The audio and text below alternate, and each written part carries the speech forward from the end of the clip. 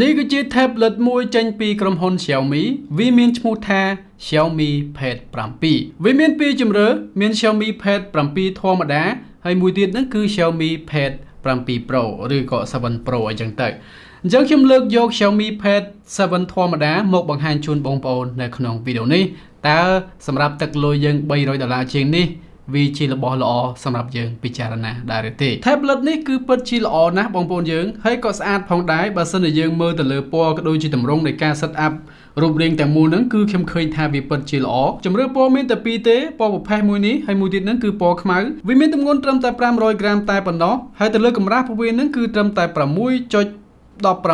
មីលីម៉ែត្រតែប៉ុណ្ណោះបើសិនជាយើងនិយាយពីអេក្រង់ពោះវាមានទំហំ 11.2 អ៊ីនប្រើបច្ចេកវិទ្យាអេក្រង់ IPS LCD display ដែលវាមាន refresh rate រហូតដល់ទៅ 144Hz ផងដែរបើអញ្ចឹងការប៉ះបញ្ជានៅលើអេក្រង់ពោះយើងហ្នឹងគឺថា smooth ល្អឬក៏យើងអាចកំណត់ទៅ 90Hz ក៏បានហើយបើថាចង់សំថ្មខ្លាំងសិតវាទៅ 60Hz ទៅអញ្ចឹងសម្រាប់ខ្ញុំដាក់វាទៅ recommend default setting ទៅបើអញ្ចឹងគឺវានឹង adjustគេហៅថា base ទៅលើការប្រើប្រាស់របស់យើងនឹងឯងបើសិនជា application ណាឬក៏ game ណាដែលវាតម្រូវឲ្យរត់ 120Hz ឬក៏ 144Hz ទៅអញ្ចឹងវានឹងធ្វើការកាយគុណទៅតាមនឹងហើយអេក្រង់ tablet នេះគឺល្អបងប្អូនយើងបើទោះបីជាវា IPS LCD មែនក៏ដោយពន្លឺរបស់វានេះគឺធាក់រហូតដល់ទៅ 800 nit ឯណោះហើយវាក៏ support ជាមួយនឹង Dolby Vision ហើយក៏ដូចជា HDR10 អីផងដែរបើអញ្ចឹងការបង្ហាញពណ៌ក្នុងការមើលវីដេអូរបស់យើងហ្នឹងគឺវាស្អាតមែនទែនតែម្ដងបើទោះបីជាវាមិនមែនជាបច្ចេកវិទ្យាអេក្រង់ OLED មែនក៏ដោយក៏ប៉ុន្តែខ្ញុំចង់និយាយថាមកសម្រាប់ការមើលវីដេអូរបស់យើងសប្តាហ៍ថ្ងៃហ្នឹងគឺបងប្អូនយើងវាមិនចង់ជាបញ្ហាទេចង់និយាយចេះហើយបើសិនជាបងប្អូនខ្ញុំសុំបើកកញ្ចក់កន្លែងអេក្រង់ហ្នឹងបន្តិចលើកលែងខ្ញុំនិយាយពាក្យថាលើកលែងទៅចោះលើកលែងបងប្អូនយើងមើលប្រភេទវីដេអូអាដៃណែ 4K បងប្អូនយើងនឹងឃើញភាពខុសគ្នាកន្លែងហ្នឹងតែម្ដងប៉ុន្តែសម្រាប់វីដេអូយើងសពដងបងប្អូនយើងមកវីដេអូរៀនសូត្របងប្អូនដូចបងប្អូនមើលខ្ញុំចេះមើលចោះ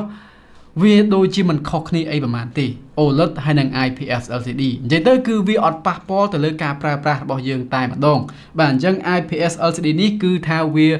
more than enough លើកលែងដូចខ្ញុំនិយាយអញ្ចឹងបងប្អូនយើងមើលវីដេអូប្រភេទ color ស្អាតអញ្ចឹងទៅដែលវាមានរុក្ខជាតិ3តងប្រងព្រាតអញ្ចឹងទៅអញ្ចឹងវាឃើញថា OLED វាបង្ហាញពណ៌ដិតជាតែប៉ុណ្ណឹងទេតែសម្រាប់វីដេអូបងប្អូនយើងគេហៅខ្ញុំចង់និយាយថា80%ប្រចាំថ្ងៃរបស់យើងហ្នឹងគឺយើងមើលវីដេអូ YouTube រឿងធម្មតាខ្ញុំគិតថាដូចជាមិនណាស់ទេបងប្អូនយើងណានេះខ្ញុំគ្រាន់តែធ្វើការលើកយកចំណុចពីរនឹងតែប៉ុណ្ណោះព្រោះអីបងប្អូនមួយចំនួនឲ្យតែលើអេក្រង់ IPS LCD គាត់ដាំក្បាលចុះតែម្ដងគាត់ថាអត់ល្អអញ្ចឹងណាហើយមានអ្នកខ្លះទៀតគាត់ថាអេក្រង់ IPS LCD ហ្នឹងមិនមែនជាអេក្រង់សម្រាប់មើលវីដេអូទេ Oh how dumb is that comment ហ្នឹងគឺថាអស្ចារ្យមហាលុតឡំហ្មងខ្ញុំប្រាប់បងប្អូនថាវីដេអូយើងសពថ្ងៃនេះអូបងប្អូនហើយយើងវាអត់មាន effect អីការប៉ះពាល់ដល់ការប្រើប្រាស់របស់យើងទេអញ្ចឹងណា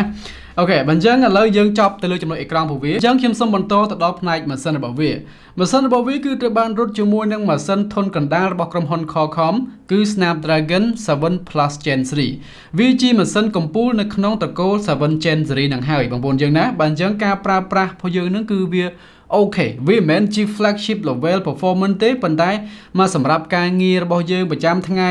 ណាការប៉ះបញ្ជាទៅនេះទៅនោះការកាត់តវីដេអូមកអញ្ចឹងទៅគឺវាអត់ចោលជាបញ្ហាទេហើយបើសិនជាបងប្អូនយើងនិយាយទៅលើការលេង game អីវិញបើអញ្ចឹងម៉ាស៊ីនហ្នឹងគឺវាអាចអស់ game បានល្អមែនទែនតែម្ដងបាទមិនថា PUBG មិនថា game អីផ្សេងទេគឺថារលូនល្អប៉ុន្តែទៅលើ graphic របស់វាមិនសូវល្អទេបងប្អូនយើងខ្ញុំឃើញថាវាអត់សូវច្បាស់ពាក់ព័ន្ធនឹង graphic របស់វារៀងបែប digital ខ្លាំងពេកវាបែប enhance ខ្លាំងពេកប៉ុន្តែទៅលើ frame rate គឺល្អបើថាអ្នកមិនទាន់យល់ទេខ្ញុំសូមបន្ថែមបន្តិចទៀត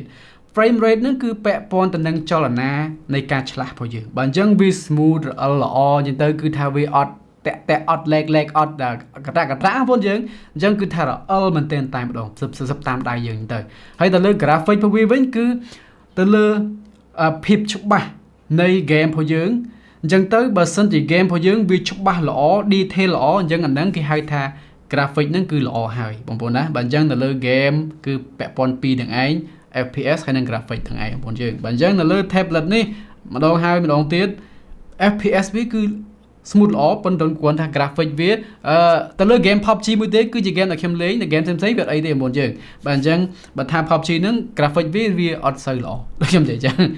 អូខេសម្រាប់ទំហំអង្គចងចាំក៏ដូចជា memory ក្នុងម៉ាស៊ីនរបស់វាបាទអញ្ចឹងវាមាន2ជម្រើស RAM 8 128ឬក៏ RAM 8បូក256ផងដែរបាទអញ្ចឹងនេះគឺជាជម្រើស RAM គេហៅថា 8G memory ក្នុងម៉ាស៊ីន 128GB មកល្មមប្រើប្រាស់បងប្អូនយើងស្មាប់ទឹកលុយ$300ជាងតិចតួចនេះចំពោះ software របស់វាបាទអញ្ចឹងឥឡូវហ្នឹងគឺវាត្រូវបានដំណើរការជាមួយនឹង Android 15នៅក្នុងប្រអប់នឹងតែម្ដងបងប្អូនយើងមើលឃើញបានណាហើយវាក៏រត់ជាមួយនឹង Xiaomi HyperOS ផងដែរបាទអញ្ចឹង version 2.0 ហើយមាន AI ជាច្រើននៅក្នុងហ្នឹងបើសិនជាបងប្អូនជាអ្នកប្រើ AI បាទអញ្ចឹងគឺមានច្រើននេះបងប្អូនយើងអាចមើលកន្លែង Xiaomi HyperOS ហ្នឹងបានណាមាន AI Gay Riding AI Art AI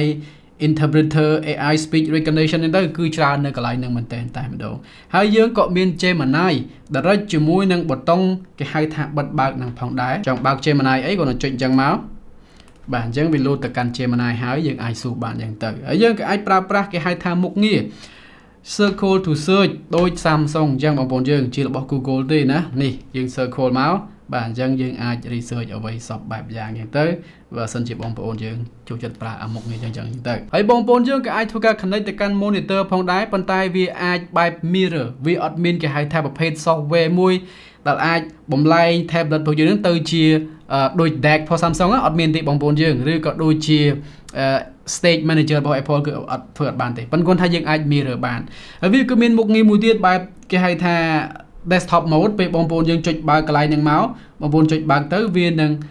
ផ្លាស់ប្ដូរទម្រង់នៃ layout laptop យើងសំទោសផង layout desktop របស់យើងហ្នឹងវាទៅជាបែបនេះបងប្អូនយើងចុចចូលកម្មវិធីមកបាទហើយយើងអាចបើកកម្មវិធីមួយជាលក្ខណៈផ្ទាំងបែបនេះអញ្ចឹងទៅដូច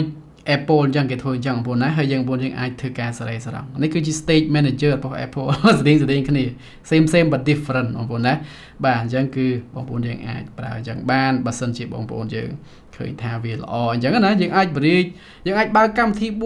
6 7 8 6ច្រើនណាបងប្អូនយើងសម្រាប់កាមេរ៉ារបស់វាជាប្រភេទ tablet គេអត់ដែល focus ខ្លាំងទៅលើកាមេរ៉ាទេបងប្អូនយើងមានតែមួយគ្រាប់តែប៉ុណ្ណោះនៅខាងក្រោយនេះប៉ុន្តែយើងអាចថត 4K វីដេអូបានចូលបើកកាមេរ៉ាមកបងប្អូនយើងអាចធ្វើការផ្លាស់ប្ដូរ resolution យើងនៅលើនេះបានណាយើងអាចថត 4K វីដេអូបានហើយខាងមុខមានទំហំ8 megapixelបងប្អូនយើងមកត្រឹមការងារ Zoom call Facebook អីចឹងគឺវាអត់បញ្ហាទេបងប្អូនយើងវាមាន speaker 4 គ្រាប់ហើយវាក៏ support ជាមួយនឹង Dolby Vision Sound ផងដែរបងប្អូនឃើញណា speaker 1ខាងណា2បាទអញ្ចឹង3 4 speaker 4 គ្រាប់ផងដែរថ្មរបស់វាមានទំហំ8800នេះនៅលើกระดาษហ្នឹងបងប្អូនយើងបាទ8850 mAh ហើយក៏វាអាចសាក់បាន45 W ផងដែរអញ្ចឹងយ៉ាងម៉េចវិញខ្ញុំគិតថាសម្រាប់តម្លៃ$300នេះវាគឺជា tablet ដ៏ល្អមួយមែនទែនតែម្ដងសម្រាប់ការប្រើប្រាស់របស់បងប្អូនយើងអាចប្រើប្រាស់វាសម្រាប់ជារបស់មើលវីដេអូរៀនសូត្រ gaming ម្ដងម្កាលមានអីទៀតការងារអីផ្សេងៗបងប្អូនហ្នឹងគឺបងប្អូនយើងអាចប្រើការនៅលើ tablet នេះបានដោយទូរស័ព្ទយើងចឹងតែដកតែមួយទេគឺមុខងារ call តាមរយៈ SIM ព្រោះអីវាអត់មានកន្លែងដាក់ SIM ទេបងប្អូនយើងហើយយើងក៏អាចធ្វើការថែម memory card បានផងដែរណាអត់មានកន្លែង